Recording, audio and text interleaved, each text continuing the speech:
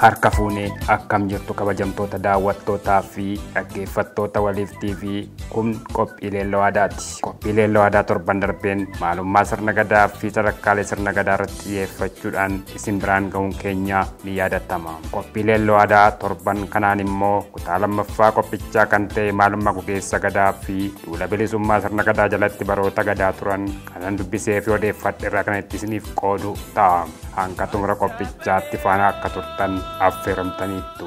Gadaa Oromoo shammalee naannoo Oromoo shanmiti beekota walii galaatti jeetoodhaa jalatti tokkummaan maan Oromoo yommuu ajabaatu namni addaan sin baasu du'ee biyyoo uffatu.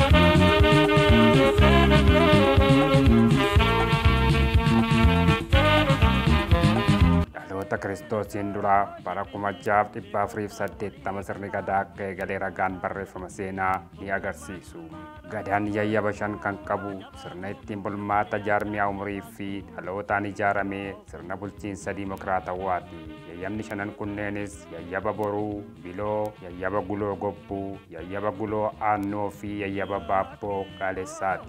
Barri kunis bara Bidir Dhoqqee jedhama. Achirraas bara Xiyyaa, bara Monaayyoo, bara Baaddillee, bara Maaddillee, bara Daawwee, bara warra Daayyee jedhamee hanga ammaatti Oromoon gadaan bulaa akka ture.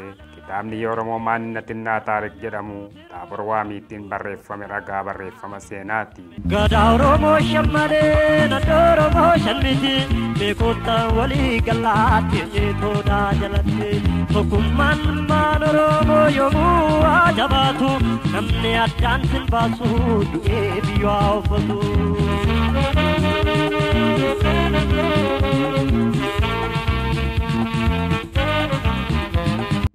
Gadaan gogeessa shan yookaan garee shan kan qabu yoo ta'u isaanis shanan gadaa Oromoo jedhamu.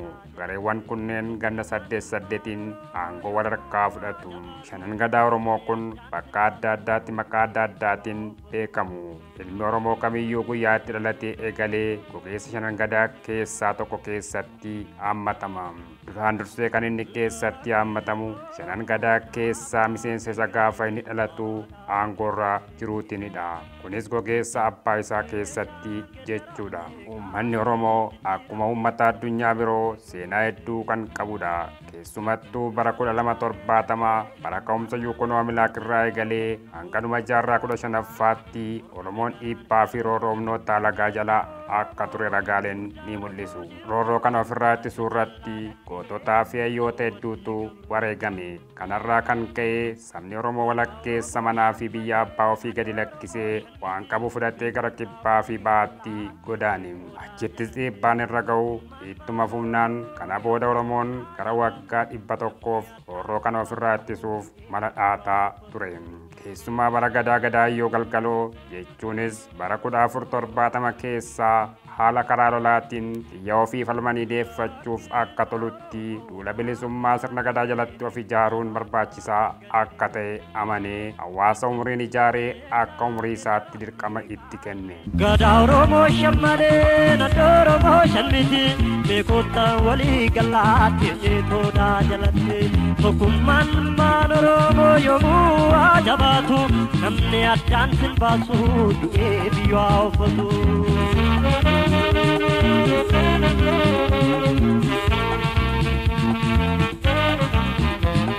Duula bilisummaa sirna gadaa jalattis gadaan inni jalqabaa akka haaraatti ijaarame gadaa mala haaraa baase yookaan gadaa mala baase jedhamee hayyootaan moggaafamee miidhacha hidhate.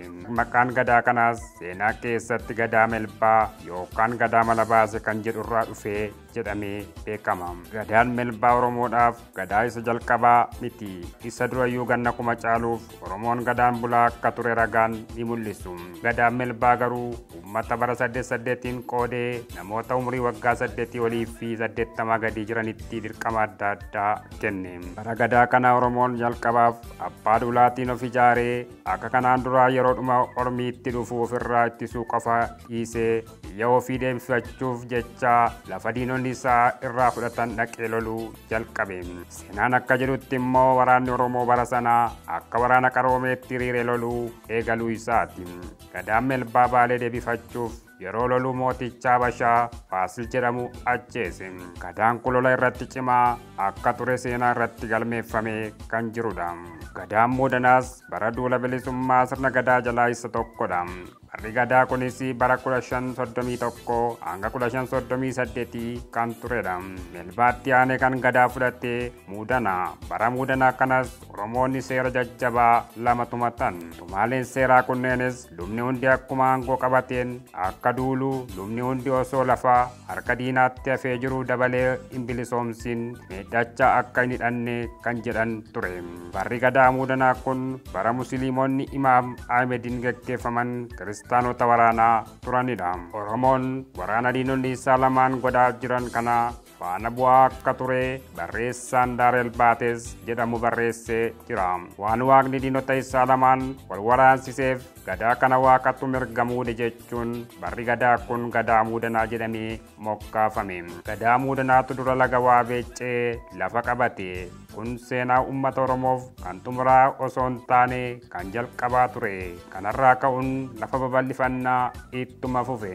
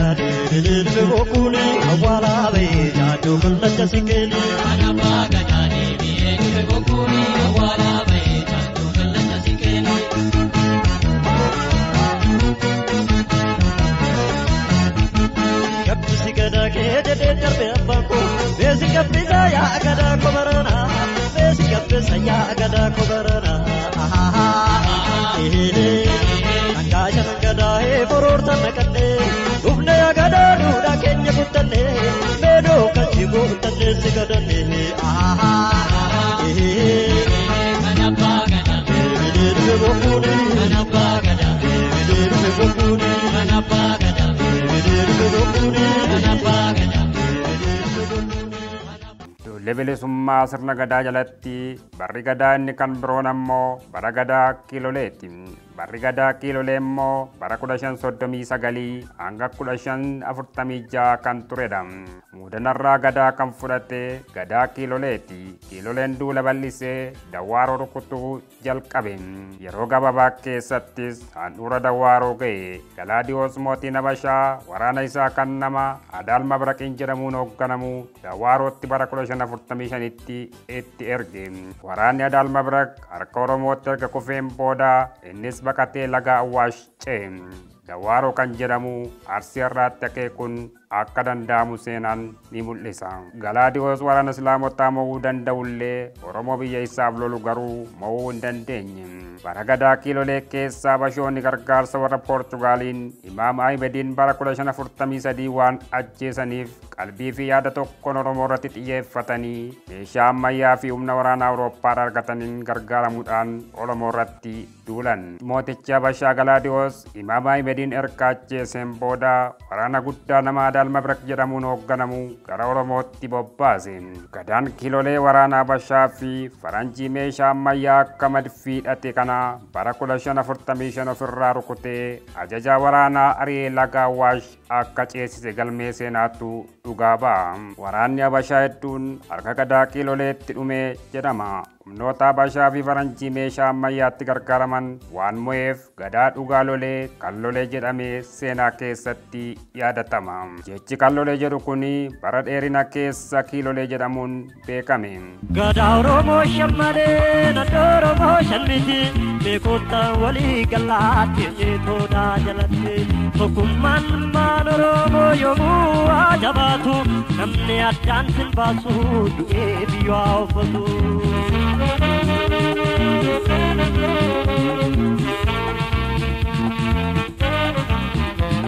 Gadaan Biifolee jedhamus bara duula bilisummaa gadaa jalatti kan ijaarame yoo ta'u hanga bara 1547 hanga 1554tti kan turedha. Barri gadaa Biifolee bara mootiin Habashaa lola warra Islaamaa waliin qabu mo'atee humna isaa mara gara Oromoo qofatti xiyyeeffatee ture. Mootichi Habashaa Galaadiyoos aadaa Almabiraq mo'amuu dhaga'ee humna isaa walitti gurmeessee waraana Poorchugaal wajjin Oromoo irratti bara 1548 duula guddaa bane. Gadaan Biifolee diina itti dhufee qolee rukuttee mo'uudhaan ofirraa deebise. Lafa bal'aa dabalee qabachuu dadhabus humna guddaa kana falmee mo'uu ofirraa deebisuu waan danda'eef wanti hojjete akka gootummaa guddaatti fudhatamee fi maqaa Biifolee jedhamu akka argatu ta'e. Biifolee jechuun osoo ittiin dabaliin osoo irraa hin hir'isin akkuma jirutti bifa duraan jiruun eegee dabarsee jechuudha. Jechi Biifolee jedhu kun bara dheeraa keessa Biifolee jedhame. Gadaan Biifolee daangaa Oromoo eegee dirqama ofii raawwatee aangoo Gadaa Michilleetti dabarsee kenne. Gadaan Michillee immoo bara 1554 hanga 1562 kan turedha. Miidhaan karaa lamaan jabaatee waan itti fufeef Gadaan Michillee seerota sadii baasee labsuudhaan hojiirra oolchee kan ture yoo ta'u, isaanis namni diina hin ajjeefne akka hin fuune, akka rifeensa mataa isaa hin haaddanne, namni ganna 8 olii fi 80 gadi lola keessatti qooda akka fudhatu, waraanni fardaan loluu hedduun leenjifamee akka bobba'u seera jedhu yoo ta'u, kun immoo iddoo fagoo deemee akka loluu isa taasise. Fardaa fi gaachanaan jabaatee loluu kan jalqabe Gadaa Michilleeti. Michillee waraana Galaadiyoos Samalmaaliin hoogganamu waraanee mo'ee batta gariin Ereree fi Karrayyuu guutummaatti harka Oromootti galche. Itti dabalees hoogganni Islaamaa Amir Nuur mooticha Habashaa Galaadiyoosiin waraanee mo'ee ajjeesee gammadee ayyaaneffachaa osoo jiru Michillee Harariin qabate. Amir Nuur oduu kana dhaga'ee otoo inni gara Harariitti deebi'uu jirutti Michillee bakka Tulluu Azaaloo jedhamutti hattee hidhatee rukute. Lola kanarratti Oromoon hedduun dhumullee waraanni Amir Nuur mo'amee harka Michilleetti dhumuun raawwatame. Gadaan shanaffaan Michillee jedhamu biyya yookaan bakka waraanee mo'atee edda qulqulleesseen booda loon ofii fudhatee itti galee jedha. Kana jechuun isaa immoo Oromoon dur biyya waraanee waan barbaade erga godheen booda gara dhufeetti deebi'aa ture jechuu isaati. Seenaa Oromoo keessatti kan akka Gadaa Michillee diinota warra Habashaa kan Poorchugaaliin gargaarame akkasumas Affaar kan Turkiin gargaarame aleelee daangaa bal'aa bilisoomsee hin jiru. Kanaafis Gadaan Michillee farda lukaa afur qabu yaabbatee gaachanaan waraana ofirraa qolatee waan bakka yaade ga'eef Gadaa Michillee jedhamee moggaafame. Gabbisi gadaa kee jedhee darbe abbaan koo beesi gabbisa yaa gadaa koo baranaa beesi gabbisa yaa gadaa koo baranaa. Nangaa shanan gadaa boroorta naqannee dhufne yaa gadaa duudhaa keenya guttannee meedoo kan jigoo guttannee si gadannee.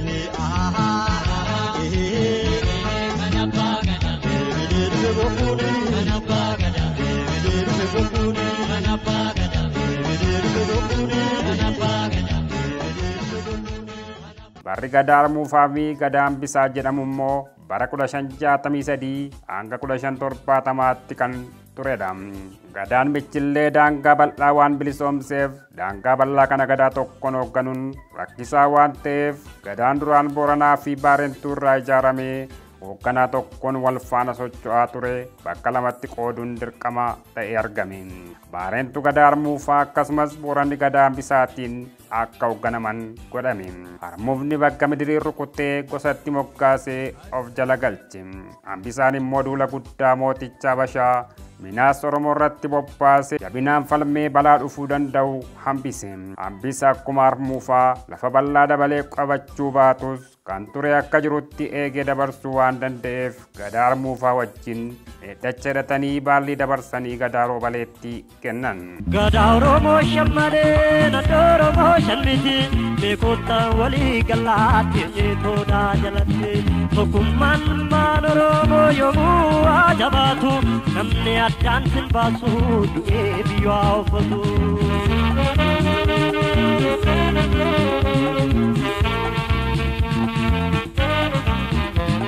Barri Gadaa Roobalee immoo bara 1571 hanga 1578 kan jirudha.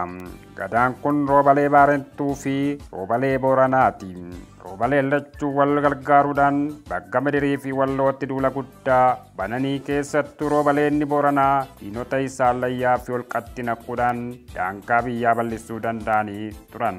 Gadaan Birmajii immoo bara 1579 hanga 1586 kan ture yoo ta'u, gadaan kun Birmajii Baarentuu fi Birmajii Booranaati.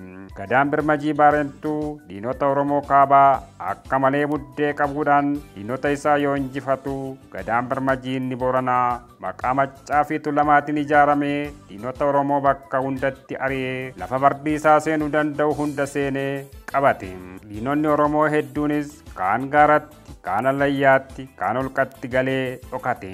Utuu gaarrii fi Allayyaa fi Holqi hin jiru ta'ee diinonni Oromoo hafuu hin jiru jechuun barreessitoonni seenaa barreessaniiru.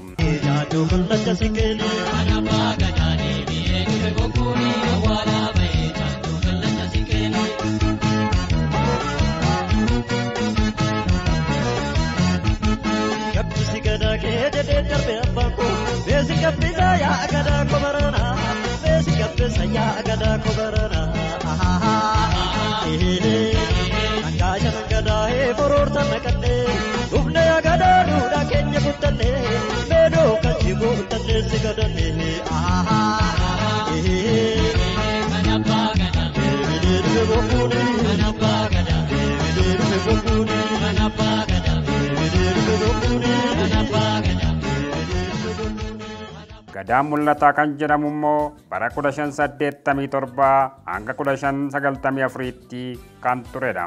Gadaan kun Mul'ataa Baarentuu fi Mul'ataa Booranaati. Bara Gadaa Mul'ataa Walloon hedduu hin duullee jedhama. Yeroo lama qofa Gondoritti duulee deebi'ee qubates jedhama. Mul'ataa Maccaa fi Tuulama garuu bifa lolaa jijjiiruun duula isaa kan itti buufe ta'uudha. Bakka fardi isaaf mijatu mara seenuun Gojjamii fi Gondor keessa golufee qabatee keessa jiraachaa akka ture seenaatu dubbata. Barreessitoonni yeroo sanaa biyyi Gadaa Booranaa jalatti hin bulle tokkollee hin jiru jechuun ragaa bahuun barreessaniiru. Gadaa Mul'anni baalli Gadaa duulootti dabarsee kenne. Gadaa Oromoo shammalee naannoo Oromoo shalmiti beekota walii galaatti jeetoodha jalatti tokkummaan maan Oromoo yommuu ajabaatu namni addaan sin baasu du'ee biyyaa uffatu.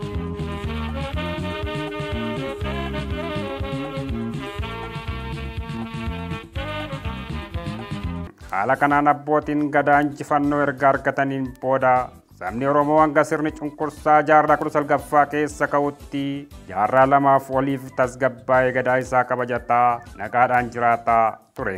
Sirni cunqursaas kan jalqabee diinni Oromoo waraanee mo'uu dadhabuun araarfachuu jalqabuu isaatiin. Kunis sababa fuudhaa fi heerumaan walitti makamuun uumameen kan ka'e Oromoon Gondorii fi Gojjam keessa jiraatan afaanii fi amantaa ofii irraanfachuudhaan kan Oromaa akka fudhatanidha.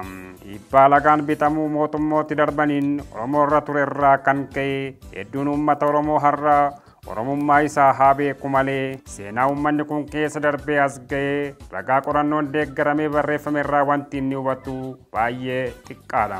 Dhaloonni har'aas aarsaa fi wareegama qaalii akaakilee abaabilee fi abbootiin keenya kaffaluun Oromoo fi Oromiyaa har'aa tursiisuun har'aan gaan kana itti fufsiisuun dirqama Oromummaatiin ergaa qophichaati. Qopheessa kan isiniif dhiyeesse ani Beenyaa Shiramuun ture. Torban qophii leelloo aadaa kan biraa qabadhee hankan isiniif dhiyaadhutti nagaan tura.